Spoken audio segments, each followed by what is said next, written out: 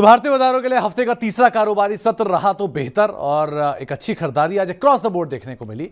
और आज पूरे दिन इंडेक्स ने अपनी तेजी को होल्ड किया। आज एडवांस डिक्लाइन में डिक्लाइन से बेटर एडवांसेस की सूरत बनते हुए दिखाई पड़ी और वही तेजी शायद कंटिन्यू भी रही।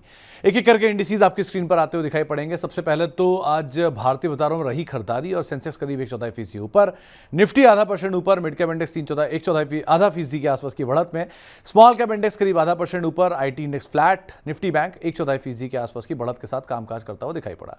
आज गिरने वाले शेयरों में बढ़ने वाले शेयरों में निफ्टी के अपोलो हॉस्पिटल नंबर्स के बाद 8.5% ऊपर, हिंडाल्को 5% ऊपर, डॉक्टर रेड्डी 3% ऊपर और सिप्ला करीब 3% की बढ़त यहां पर आते हुए दिखाई पड़ी। निफ्टी के गिरने वाले शेयरों में इंडसइंड बैंक करीब 1.5% के आसपास का डिक्लाइन यहां पे, अदानी पोर्ट 1% नीचे, आईटीसी आधा% नीचे और टाइटन करीब आधा% के आसपास के डिक्लाइन के साथ ये भी बंद हुआ।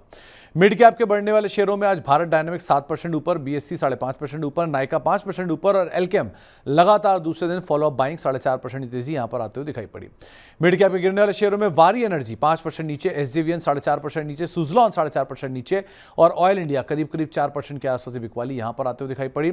स्मॉल कैप के लीड करने वाले शेयरों में एचबीएल इंजन करीब 8% ऊपर, गार्डन रीच 5.5% ऊपर, एंजल वन 5% ऊपर और केन्सटेक करीब 5% की तेजी यहां पर आते हुए दिखाई पड़ी। स्मॉल कैप के गिरने वाले शेयरों में पीजी इलेक्ट्रोप्लास्ट 6% नीचे, रिलायंस पावर 4.5% नीचे, बाटा इंडिया 3.5% नीचे और जुपिटर वैगन 3.5% के आसपास की बिकवाली यहां पर भी आते हुए दिखाई पड़ी। अपोलो हॉस्पिटल जो कि 8.5% ऊपर रहा, एफ&ओ का टॉप गेनर बना, भारत डायनामिक्स 7% ऊपर रहा, बीएससी 5.5% ऊपर रहा और नाइका नंबर्स के बाद 5% की तेजी यहां पर भी आते हुए दिखाई पड़ी। एफ&ओ के टॉप लूजर में, टॉप गेनर में इनका भी नाम शुमार रहा। टॉप लूजर में पीजी इलेक्ट्रोप्लास्ट लगातार बिकवाली 6% फिर से नीचे, एसजेवीएन 4.5% नीचे, सुजलॉन 4.5% नीचे और ऑयल इंडिया 4% के आसपास बिकवाली यहां पर भी आते हुए दिखाई पड़ी। खबरों के दम पे आज अपोलो चला, नंबर्स के बाद 8.5% ऊपर, सुजलॉन नंबर्स के बाद 4.5% नीचे, वारी रिन्यूएबल खासतौर से यूएस में जो import duty, anti dumping duty की बातचीत 5% नीचे और हिंडाल्को नंबर्स के बीच में 5% का उछाल यहां पर भी आता हुआ दिखाई पड़ा। साल के नए ऊपरी स्तर बनाए जेएम फाइनेंशियल ने 15% ऊपर, एचबीएल इंजन 10% ऊपर, अपोलो हॉस्पिटल 8% ऊपर, जी वर्नोवा 4% की तेजी यहां पर भी आते हुए दिखाई पड़ी। कुछ और नामों में 197 कम्युनिकेशन 3% ऊपर, साई लाइफ 3% ऊपर, टीवीएस मोटर 2% ऊपर और फोर्टिस हेल्थ केयर करीब 1.5% ऊपर ये भी रहा।